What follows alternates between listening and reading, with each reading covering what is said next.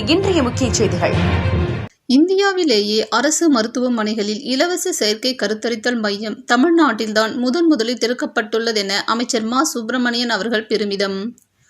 பொது சுகாதாரம் மற்றும் நோய் தடுப்பு மருந்து துறை சார்பில் திருவாரூர் மாவட்டத்தில் 2,13,00,000 மதிப்பீட்டில் புதிதாக கட்டப்பட்ட கட்டிடங்களை தமிழ்நாடு மருத்துவம் மற்றும் மக்கள் நலவாழ்வுத்துறை அமைச்சர் மா. சுப்பிரமணியன் அவர்கள் திறந்து வைத்தார். திருவாரூர் மாவட்டம் முத்துப்பேட்டையில் புதிய சுகாதார கட்டிடம் மற்றும் குளிக்கரை பகுதியில் செவிலியர்களுக்கு கட்டப்பட்ட குடியிருப்பு ஆகியவற்றினை தமிழ்நாடு மக்கள் நல்வாழ்வுத்துறை அமைச்சர் மா. சுப்பிரமணியன் அவர்கள் திறந்து வைத்தார். இதேபோல திருவாரூர் மாவட்டத்தில் வடகண்டம், உத்தமதானபுரம், கண்டியூர், நுணாக்காடு, தீபங்குடி உள்ளிட்ட பல்வேறு பகுதிகளில் 8 மருத்துவ கட்டிடங்கள் திறந்து வைக்கப்பட்டது. இதற்காக திருவாரூர் அருகே வடகண்டம் பகுதியில் கட்டப்பட்ட துணை சுகாதார நிலையத்தினை மருத்துவம் மற்றும் மக்கள் நல்வாழ்வுத்துறை அமைச்சர் மா. சுப்பிரமணியன் அவர்கள் ரிப்பன் வெட்டி குத்துவிளக்கு ஏற்றி திறந்து வைத்தார்.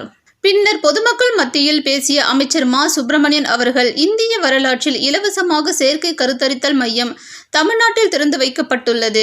இன்னுயிர் காப்போம் திட்டத்தில் இதுவரை 237, தனியார் 457 ஆஸ்பத்திரிகள் என 694 ஆஸ்பத்திரிகளில் இத்திட்டம் செயல்படுத்தப்பட்டு இதுவரை 2,54,256 விபத்துகளுக்கு சிகிச்சை அளிக்கப்பட்டுள்ளது.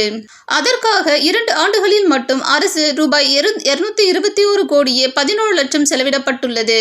இந்நிலையில் இதற்கான சிகிச்சை உதவி ரூபாய் 1 லட்சம் என்பது ரூபாய் 2 லட்சமாக உயர்த்தப்படும் என முதல்வர் தெரிவித்துள்ளார்.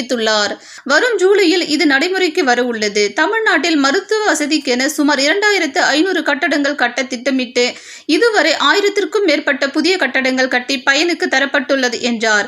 இந்த நிகழ்ச்சியில் திருவாரூர் மாவட்ட ஆட்சியர் சாருஸ்ரீ, நாகப்பட்டினம் நாடாளுமன்ற உறுப்பினர் செல்வராஜ், தாட்கோ தலைவர் மதிவாணன், திருவாரூர் சட்டமன்ற உறுப்பினர் பூண்டி கலைவாணன், திருத்துறைப்பூண்டி சட்டமன்ற உறுப்பினர் மாரிமுத்து, மாவட்ட ஊராட்சி துணைத் தலைவர் சேகர் கலியபெருமாள் உள்ளிட்ட ஏராளமானோர் கலந்து கொண்டனர். திருவாரூர் செய்தியாளர் எஸ். ஜெயராமன்.